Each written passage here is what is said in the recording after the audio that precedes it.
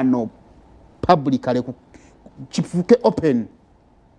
hata ko yakalesedde omwana ate tumanyi mu Uganda nti bwokisingira omuntu mu kale amawulire gakwogera ko nnyo omwana oyo talina mpisa anyway wantu tekinakula bulungi tekinakula bulungi ayagala tekiri mu culture yaffe tukibayinge